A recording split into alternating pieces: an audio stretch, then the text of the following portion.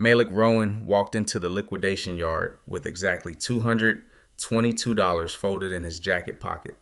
The autumn air smelled of jet fuel and rust, and the crowd around him wore tailored suits that caught the morning light. Nobody noticed the tall man in the worn work coat until he stopped in front of a helicopter buried under a decade of dust.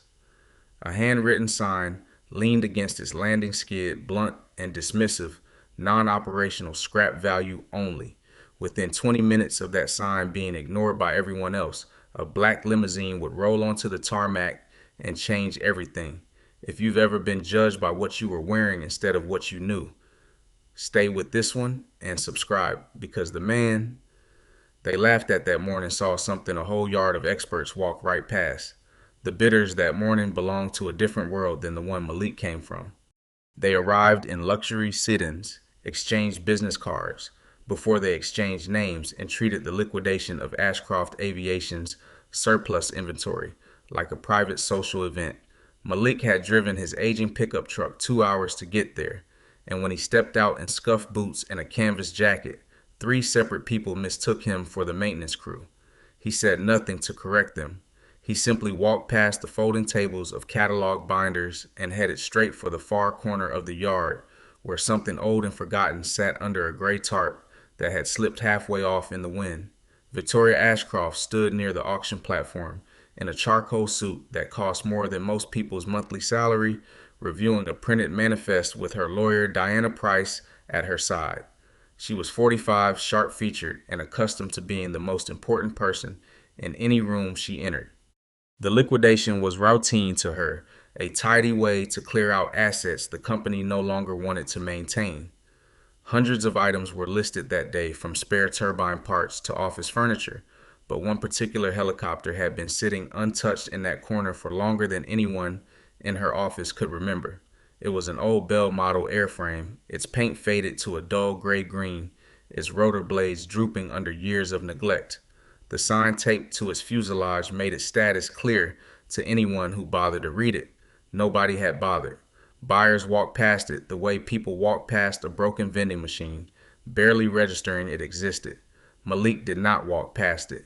He stood in front of it for nearly 10 full minutes without a word, and something in his stillness eventually caught Victoria's attention from across the yard.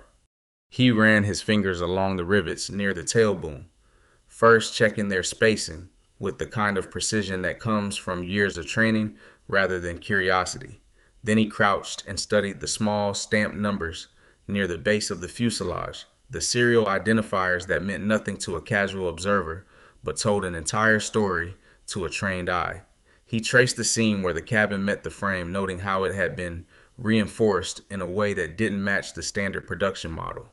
His expression shifted slowly from careful attention to something closer to disbelief, though he kept his face composed. Victoria noticed the change in him before she noticed anything about the helicopter itself. She crossed the yard with Diana trailing behind her, her heels clicking against the concrete, and stopped a few feet from where Malik was crouched. She looked him over once, taking in the work jacket and the truck parked at the edge of the lot, and a thin smile formed on her lips before she spoke. "You're actually interested in buying that pile of junk?" she asked loud enough that a few nearby bidders turned to look. Malik straightened up slowly and met her eyes without flinching. "If you're selling," he said. A ripple of laughter spread through the small crowd, the kind of laughter that comes easily to people who assume they already understand the punchline. Victoria enjoyed the reaction and leaned into it, deciding a little theater might make her afternoon more entertaining. She glanced at Oliver Grant, her head of engineering, who shrugged as if to say the machine was worthless anyway. Then she turned back to Malik with the confident air of someone about to make a joke at another person's expense. $222, she said, naming a number so absurdly low it was meant as an insult disguised as a sale. "Cash right now, and it's yours." The crowd laughed again, waiting for Malik to walk away, embarrassed. Instead, he reached into his jacket, pulled out a worn leather wallet, and began counting out bills without hesitation. 200, then a 20, then two. Ones lay flat into Victoria's outstretched hand, while a few phone cameras quietly turned to capture the moment for entertainment rather than history. Victoria's smile widened as she signaled to Diana to draw up a bill of sale on the spot, eager to close the deal before the man could reconsider, and eager more than anything to have a story to tell. Right there at the folding table, Diana produced a simple purchase agreement, and Victoria signed it with a flourish, sliding it across the surface toward Malik, with the satisfaction of someone who believes she'd just gotten the better end of a very easy transaction. Malik signed his name, below hers calm and unhurried, while the small crowd began to disperse, already losing interest now that the joke had reached its punchline. He folded his copy of the paperwork, tucked it into his jacket, and walked back toward the helicopter that now legally belonged to him. He climbed onto the landing skid and leaned into the cockpit, running his hand slowly across the cracked leather of the pilot's seat. His eyes moved over the instrument panel, the yoke, the faded markings on the ceiling above the windshield cataloging details that meant nothing to anyone else watching. A quiet, private smile crossed his face, the kind a man wears when he knows something the rest of the world hasn't figured out yet. Victoria caught a glimpse of that smile from across the yard and felt for just a moment an unfamiliar flicker of unease she couldn't quite explain. Malik spent the next several minutes inside the cockpit, his attention fixed on the frame and the panel rather than the engine compartment every other buyer would have checked first. He tapped along the interior paneling, listening for the hollow versus solid sounds that told him where the structure had been altered. He was not behaving like a man who had just bought scrap metal, and the longer he stayed inside that cockpit, the more Victoria found herself watching instead of walking away. Oliver Grant wandered over, curious about the odd behavior of the new owner, and leaned against the fuselage, with the casual authority of a man who had overseen this yard for years. "You know this thing crashed decades ago," he said, not unkindly, more out of habit than concern. "Nobody could ever get the structural certification back after that. It's been sitting here so long half the staff forgot it existed." Malik looked up at him with an expression that was polite but unreadable. "Do you still have the full maintenance history?" he asked, as every entry, not just the summary sheet. Oliver hesitated, clearly not expecting the question, then glanced toward Victoria, as if seeking permission. Victoria, sensing an opportunity to look generous in front of the small audience that remained, waved a hand dismissively and told him to pull whatever records still existed in the archive. It seemed like a harmless request, the kind of thing you grant to humor a man who had just wasted his money on a broken machine. She had no idea that granting it would be the first domino to fall. Diana returned 20 minutes later with a thick folder of yellowed documents, the paper edges soft with age, and handed it directly to Malik rather than to Victoria, since he was now the rightful owner of record. He sat down on an overturned crate near the helicopter and began working through the folder page by page, reading with the focused patience of a man accustomed to sorting real information from noise. Victoria watched from a short distance, arms crossed, telling herself she was only staying to make sure nothing unusual happened. Something about the careful way he handled those pages told her quietly that this was no longer a joke. Halfway through the folder, Malik's fingers stopped on a page that had clearly been altered. A section near the middle showed signs of having been torn out and later reattached with tape that had yellowed differently from the surrounding paper, a small inconsistency most people would never think to notice. He held the page up to the light, studying the ragged edge where something had been removed, and a slow frown replaced his earlier calm. Whatever information had once been there was now missing entirely, leaving a gap in a record that was supposed to be complete. He flipped back to the front of the folder and cross-referenced the serial number listed on the cover sheet with the number he had memorized from the fuselage earlier that morning. The two did not match. It was a small discrepancy, only a few digits apart, the kind of thing that could easily be dismissed as a clerical error by anyone who wasn't looking for it. But Malik had spent years reading numbers exactly like these, and he knew immediately this was not a clerical error at all. Word of the mismatch spread quickly among the handful of people still lingering in the yard, and speculation started before anyone had real answers. Some assumed Malik was simply confused a man out of his depth, pretending to understand documents from a world he didn't inhabit. Others noticed the quiet confidence in the way he handled the papers and began to wonder if there was more to the story than a $200 joke gone wrong. Victoria dismissed the whole thing outright, certain that nothing valuable could possibly be hiding inside a machine her own company had labeled as scrap for years. Malik spent the following hour tracing the helicopter's history through the fragments of paperwork that remained, cross-checking dates, maintenance stamps, and hangar assignments against what little public information existed. What he found painted a strange picture. The airframe appeared to have originated from an experimental testing program decades earlier, a program whose records had largely vanished from public databases sometime after a rebranding of the parent aviation company. There was no clear explanation for why a machine from that program had ended up forgotten in a corner of a liquidation yard, mislabeled and left to rot. Victoria, growing impatient with the delay and irritated by the attention the situation was drawing away from her carefully organized auction, instructed Diana to ask Malik to wrap up his inspection and leave. Diana approached him politely but firmly, explaining that the sale was final and that further access to internal archives was not something the company was obligated to provide. Malik listened respectfully, then calmly refused to be rushed, saying he had bought the aircraft fair and square and intended to understand exactly what he now owned before he moved it anywhere. His refusal was quiet, but it carried a weight that made Diana pause before walking back to report to Victoria. As the afternoon light shifted lower across the yard, Malik climbed into the cockpit one final time to examine the underside of the pilot's seat, an area rarely inspected during casual walkarounds. Using a small flashlight from his jacket pocket, he angled the beam beneath the seat frame and found something that made him go completely still. Etched into the metal, nearly invisible unless you knew exactly where to look, was a tiny engraved mark, a symbol that matched nothing in the folder of paperwork he had just spent an hour reading. Whatever that mark meant, it was about to bring far more attention to that forgotten helicopter than anyone in the yard could have predicted.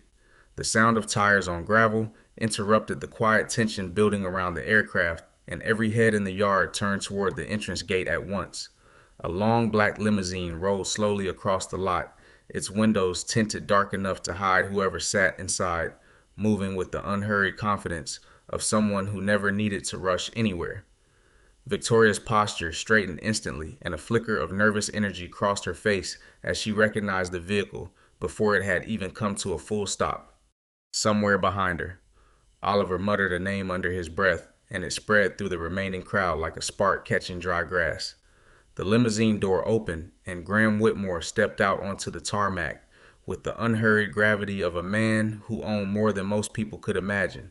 He was 67, silver-haired, dressed in a simple navy overcoat that looked far less flashy than anything the auction crowd was wearing, yet somehow commanded more attention than all of it combined. He was known throughout the aviation world as the head of the largest private aviation investment fund in the country, and among a much smaller circle, as one of the most obsessive collectors of rare helicopters alive. His arrival meant something even before he said a single word. Ashcroft Aviation's senior staff scrambled toward him within seconds, straightening ties and rehearsing greetings, eager to impress a man whose fund had done business with the company before. Graham barely acknowledged any of them. His eyes swept across the yard once methodically until they landed on the old helicopter in the corner, and from that moment, nothing else in the yard seemed to exist for him. He walked past Victoria without a glance, past the folding tables of catalog binders, past the cluster of executives trying to intercept him, and stopped directly in front of Malik. "May I take a look?" Graham asked, his voice calm but carrying an unmistakable authority that made the question feel more like a formality than a request. Malik stepped aside without hesitation, gesturing toward the cockpit with the quiet respect of one professional recognizing another. Graham climbed up slowly, careful with his aging knees, and leaned into the cabin, the same way Malik had done less than an hour earlier. He ran his hand along the same seam near the cabin frame, studied the same serial numbers stamped near the fuselage, and crouched to examine the same reinforced structure that had first caught Malik's attention. For nearly 5 full minutes, Graham said absolutely nothing, and the silence stretched long enough that even Victoria's confident expression began to waver. When he finally straightened up and stepped back down onto the tarmac, his face had the look of a man who had just confirmed something he barely dared to hope was true. He turned toward the small crowd, his eyes scanning until they settled on Victoria. Who sold this? He asked. Victoria's chest lifted slightly with pride, sensing a chance to impress a man whose approval mattered more than almost anyone else's in her industry. She stepped forward with the polished confidence she used in boardrooms, ready to claim credit for what she still believed was nothing more than a clever bit of showmanship. I did, she said, allowing a small, satisfied smile to cross her lips. Graham studied her for a long moment, his expression unreadable, before he turned his head slightly toward Malik, who stood quietly a few feet away with his hands in his jacket pockets. The look on Graham's face shifted from calm interest to something almost apologetic on Victoria's behalf, as if he already knew how badly the next few sentences were going to land. He drew in a slow breath, glanced once more at the helicopter, and delivered the words that would unravel everything Victoria thought she understood about the transaction she had just bragged about. You just sold something worth tens of millions of dollars, Graham said. The words landed on the yard like a sudden drop in air pressure, and for a moment nobody moved. Victoria's confident smile faded into confusion, her mind scrambling to process a statement that seemed to make no logical sense given everything she believed about that forgotten aircraft. Diana Price stepped closer, her lawyer instincts kicking in immediately, already calculating what this meant for the company. Oliver Grant simply stared at the helicopter as though seeing it for the first time, his earlier dismissal of it as scrap now sitting uncomfortably in his memory. Victoria let out a short, disbelieving laugh, the kind people use when they're trying to convince themselves a joke has been made at their expense rather than a truth they don't want to accept. That's absurd, she said, glancing between Graham and the tired old airframe as if the two simply couldn't belong in the same sentence. It's been sitting here for years. My own engineers labeled it as non-operational scrap. Graham did not argue with her directly. Instead, he turned to Diana and asked her in a tone that left no room for negotiation to draft immediate paperwork for a purchase offer. Diana, still visibly shaken, pulled out a tablet and began preparing a document while Graham dictated terms with the calm precision of a man who had made far larger deals in far less dramatic circumstances. The number he specified made Victoria's breath catch in her throat, and it silenced every remaining conversation in the yard almost instantly. $20 million, Graham said, looking directly at Malik rather than at Victoria or her legal team. Cash transferred today. No negotiation necessary. A stunned silence swallowed the entire lot. Somewhere near the folding tables, a phone slipped out of someone's hand and clattered against the concrete, the sound sharp enough to make several people flinch. Victoria's face drained of color as the reality settled over her, the $222 joke suddenly transforming into what might be the single worst business decision of her career. She opened her mouth to say something, anything, but no words came out that made sense. Graham clarified further, making it clear that he intended to buy the helicopter exclusively from Malik, the man who legally owned it, and from no one else present. He explained briefly that Ashcroft Aviation had forfeited any claim to the aircraft the instant Victoria signed the bill of sale that morning, a document now binding, regardless of how badly the company regretted the terms. Diana, reading through the original bill of sale on her tablet, confirmed quietly to Victoria that the paperwork was airtight, leaving the company with no legal path to reclaim what had already changed hands. Victoria's expression hardened into something between disbelief and dawning horror as she realized just how thoroughly she had underestimated the man she had mocked less than 2 hours earlier. Malik, for his part, remained remarkably composed throughout the exchange, listening carefully to Graham's offer without letting his face reveal much of anything. When Graham finished and extended his hand expecting a quick and grateful acceptance, Malik did not immediately take it. Instead, he looked back at the helicopter for a long moment, his eyes tracing the same reinforced seams and the same tiny engraved mark he had discovered beneath the pilot's seat only a short while earlier. I haven't agreed to sell it, Malik said, his voice quiet but firm enough that everyone in the yard heard it clearly. Graham's eyebrows lifted slightly, more intrigued than offended, since very few people in his experience ever hesitated when $20 million was placed on the table. He studied Malik for a long moment recalculating his read of the man in front of him, sensing there was more beneath the surface than a simple negotiating tactic. Rather than pressing harder, Graham did something unexpected. He asked Malik to explain why the machine mattered so much, and in doing so, opened the door to a conversation that would reveal exactly why that particular aircraft had been worth chasing across the country in the first place. Graham walked a slow circle around the aircraft, gesturing towards specific panels and structural points as he spoke, his tone shifting into something almost reverent. He explained that the frame in front of them was the very last surviving prototype from an experimental rotor program that had been quietly shut down decades earlier after a series of budget disputes and internal disagreements within its parent company. Every other unit from that program, he said, had either been dismantled for parts or lost entirely, their records scattered or destroyed during a corporate restructuring that erased much of the original documentation. This aircraft had somehow slipped through every one of those cracks and ended up forgotten in a liquidation yard instead of a museum vault, the rotor technology housed inside its transmission system. Graham continued had influenced decades of aviation engineering that came after it, even though almost nobody, outside a small circle of historians and collectors, knew the original prototype still physically existed. Museums across the country had spent years searching for any surviving unit, offering substantial rewards for verified leads that never panned out. Collectors like himself had chased rumors of its survival through auction houses and salvage yards for nearly 3 decades until a photograph taken carelessly by a bystander that morning had somehow reached one of his contacts within the hour. Victoria stood frozen as she absorbed the scale of what Graham was describing, the number 20 million, suddenly seeming almost conservative given the historical weight he was placing on the machine. She thought back to every dismissive comment she had made that morning, every mocking smile she had offered, while signing away what turned out to be one of the rarest surviving aircraft of its kind. The realization settled over her slowly and painfully, and for the first time since the auction began, she had absolutely nothing clever to say. Oliver Grant stepped closer, his engineering instincts finally catching up with what his eyes had been trying to tell him all along, and he studied Malik with new curiosity, rather than the casual dismissal from earlier.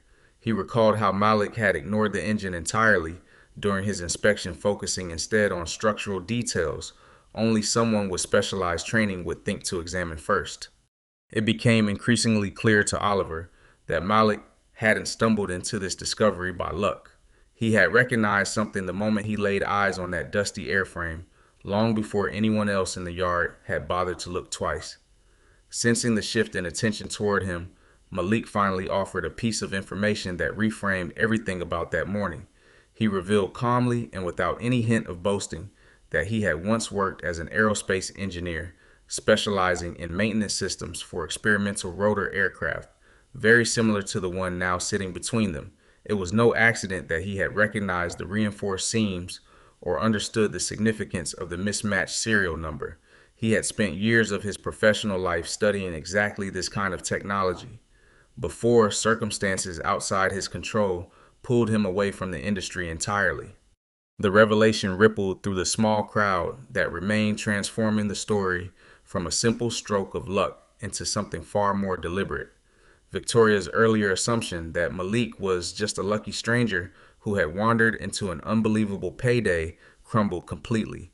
Graham's expression shifted into something close to admiration, recognizing in Malik the kind of quiet expertise that rarely announced itself loudly, but was almost always the most dangerous kind to underestimate. It was clear to everyone present that the man in the worn work jacket understood exactly what he had bought long before anyone else in that yard had a clue. As the late afternoon sun stretched long shadows across the tarmac, Malik let his memory drift backward for the first time that day, though he kept most of it to himself.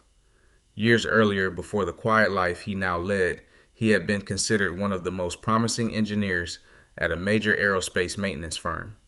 Known for an almost uncanny ability to diagnose structural flaws that other specialists missed entirely, he had built a career on exactly the kind of expertise that let him identify a forgotten prototype within minutes of walking into a liquidation yard. That career had ended abruptly, after an industrial accident at one of the company's testing facilities, an incident that claimed the life of a close colleague and left Malik carrying a weight of guilt he had never fully set down. He had walked away from the industry entirely after that, refusing further job offers and severing most of his professional connections, choosing instead a quieter existence far from hangars and testing floors. Losing his wife a few years later had deepened that retreat into solitude, and the man who once thrived on complex engineering problems had settled into a simpler life defined by routine and privacy, raising his young daughter on his own.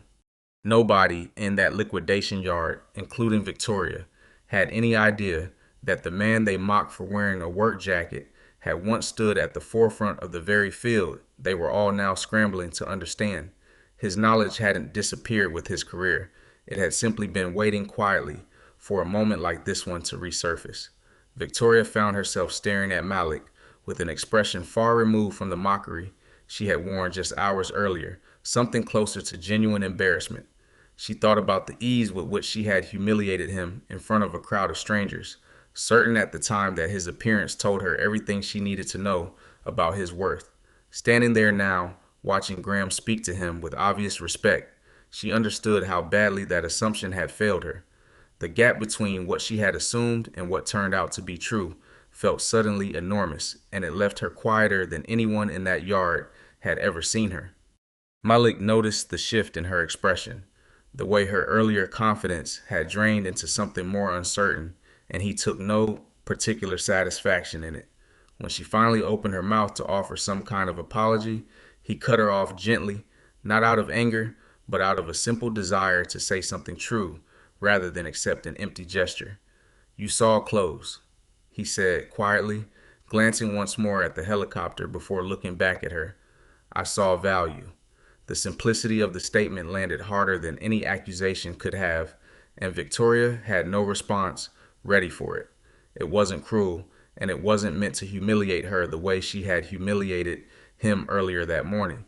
It was simply true, delivered without malice, which somehow made it sting more than if he had shouted at her in front of the entire crowd. She stood there in silence, absorbing the quiet weight of those 4 words, while Diana quietly excused herself to make a phone call to the company's general counsel. That phone call marked the beginning of a much larger reckoning than Victoria had anticipated when she woke up that morning, expecting a routine liquidation. Diana's brief conversation revealed that internal accounting records for aircraft assets hadn't been fully reconciled in years, a gap in oversight that suddenly seemed far more significant given what had just happened. If one forgotten prototype worth $20 million had slipped through the cracks, the obvious and uncomfortable question was, how many other assets might have been misclassified or mislabeled in exactly the same way? Victoria's mind raced through the implications, each one worse than the last, as the scale of the company's oversight failure began to take shape.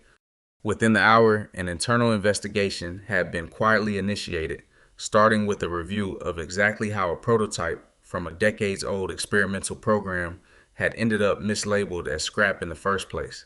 Oliver Grant, tasked with pulling archived records from the company's storage facility, discovered something that made his stomach tighten as he worked through box after box of old files. A previous director of asset management, someone who had left the company under vague circumstances several years earlier, appeared to have deliberately altered classification records for a small number of high-value items, including the very helicopter Malik had purchased that morning. The torn page in the maintenance folder wasn't an accident of aging paper. It had been removed on purpose. Diana relayed the findings to Victoria in a private conversation, away from the crowd still lingering near the tarmac, her voice careful but urgent as she explained the potential scale of the problem. If assets had been intentionally mislabeled and quietly moved through liquidation channels, it suggested a pattern that could expose the company to serious legal and financial consequences, far beyond the embarrassment of one bad sale. Victoria listened with a growing sense of dread, understanding that what had begun as a personal humiliation was quickly becoming a corporate crisis that could threaten far more than her own reputation. She glanced back toward Malik, still standing quietly near the helicopter with Graham, and realized the man she had mocked that morning now held more leverage over her company's future than anyone else in that yard. Graham, sensing the shift in mood among Ashcroft Aviation's leadership, stayed patient and observant rather than pressing his offer further in the moment. He understood better than most that situations involving rare historical assets often came tangled with complications far beyond simple ownership. Rather than pushing Malik toward an immediate decision, he suggested they step away from the noise of the yard to discuss things properly, an invitation that felt more like professional courtesy than pressure. Malik accepted, and the two men walked toward the limousine together while Victoria remained behind facing a legal team that now had far more urgent concerns than closing out a routine liquidation. Over the following days, Victoria kept returning to the offer, first raising her own counteroffer to $25 million dollars in an attempt to reclaim some measure of control over a situation that had spiraled entirely out of her hands. Malik declined politely but firmly, making it clear his hesitation had nothing to do with the amount of money on the table. When Diana pushed the offer higher to $30 million, hoping the sheer size of the number might change his mind, Malik still refused, and this time he explained exactly why. He wasn't holding out for a better price. I wanted answers about why the aircraft's history had been deliberately buried in the first place. That refusal set off a deeper investigation than Victoria had anticipated, one that began pulling threads connected to far more than a single mislabeled helicopter. Auditors hired by the company's board discovered a pattern stretching back several years, involving a handful of valuable assets that had been quietly funneled through liquidation sales at prices far below their actual worth. The former director responsible had apparently profited from private arrangements, with certain buyers taking a cut of the difference between an asset's true value and its liquidation price. It was a scheme built on the same assumption that had nearly cost Malik his prototype.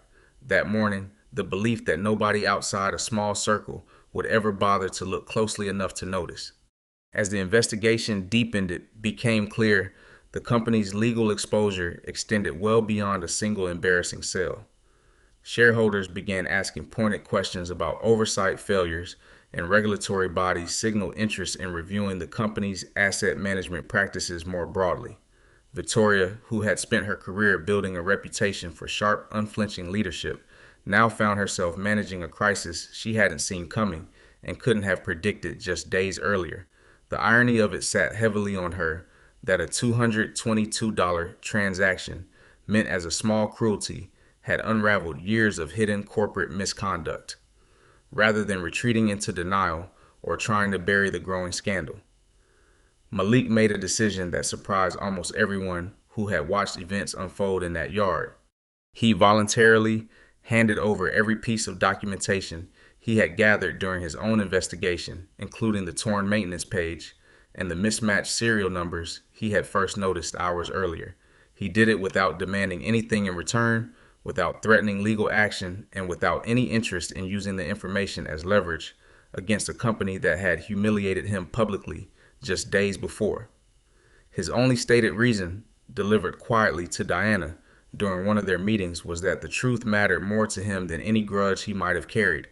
That decision changed the tone of everything that followed. Victoria, expecting hostility or an attempt to extract further concessions, found herself instead facing a man whose composure never wavered, even when the circumstances would have justified anger. She began to understand slowly and reluctantly that Malik's calm wasn't weakness or naivety, but something closer to quiet strength, built on years of learning to separate his own dignity from other people's opinions. It was a lesson she had never needed to learn herself, having spent her career surrounded by people eager to please her rather than challenge her assumptions. The internal investigation eventually concluded with the company terminating its relationship with the former director, responsible for the fraudulent classifications, alongside several policy changes meant to prevent similar oversights in the future. Against the advice of some on her legal team, Victoria decided to address the situation publicly rather than quietly bury it. She called a press conference at company headquarters, stood before a room full of reporters and cameras, and did something rare for someone in her position. She admitted fault clearly and without deflection, acknowledging both the corporate failures uncovered during the investigation and her own personal misjudgment of the man she had mocked that morning. The footage from that press conference spread far beyond the small aviation circles that typically followed Ashcroft Aviation's business, reaching a much wider audience within days. People were struck less by the corporate scandal itself and more by the quiet dignity Malik had shown throughout the ordeal. A man who had every reason to seek public revenge and chose transparency and fairness instead. Journalists began reaching out to him directly, eager to tell the story of a former engineer who recognized a piece of forgotten history everyone else had overlooked. Malik declined most of the interview requests, preferring to let the facts speak for themselves rather than turn his own life into a spectacle. Despite his reluctance, the story took on a life of his own, and Malik became an unlikely symbol of something people found increasingly rare in public life, a combination of expertise, patience, and integrity that refused to be shaken by either humiliation or sudden wealth. Even Victoria, in later interviews, credited him with teaching her something about her own blind spots that no consultant or advisor had ever managed to make her see. Graham Whitmore watched the unfolding public narrative with quiet satisfaction, recognizing in Malik exactly the kind of character he valued most in the collectors and experts he chose to work with. Rather than walking away once the corporate scandal had settled, he reached out again. This time, not merely as a buyer, but as someone genuinely interested in building a longer relationship with the man who had impressed him so thoroughly. He requested a private meeting, away from cameras and corporate lawyers, to discuss the future of the aircraft and, more importantly, the future of the man who had rescued it from obscurity. Malik arrived at that meeting dressed exactly as he had at the liquidation yard weeks earlier, in the same kind of simple, practical clothing that had once made strangers assume he didn't belong among them. Graham greeted him warmly without any trace of the formality that usually surrounded his business dealings, and the two men spoke plainly about what should happen next with the prototype, now sitting safely in a climate-controlled hangar.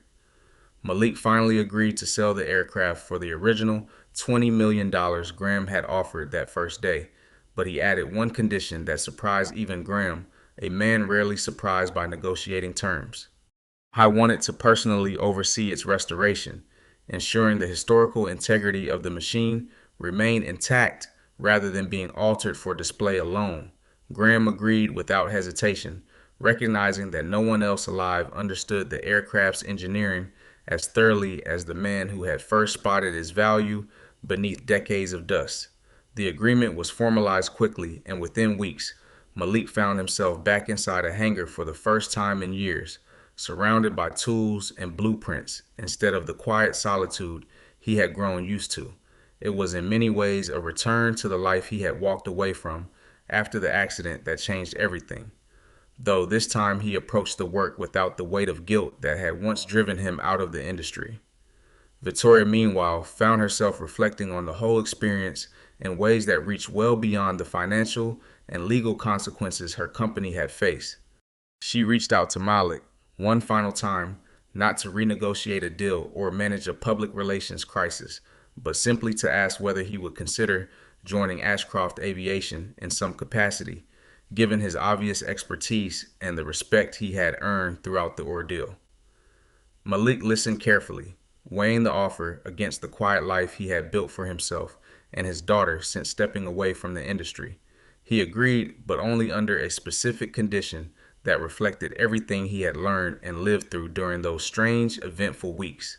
He told her plainly that he would join as a technical advisor only if hiring and promotion decisions within her organization were based strictly on demonstrated skill and knowledge rather than appearance credentials or social polish. Victoria, who had built much of her early career on quick judgments about people based on exactly those superficial qualities, agreed without argument, understanding all too well how close her own assumptions had come to costing her company everything.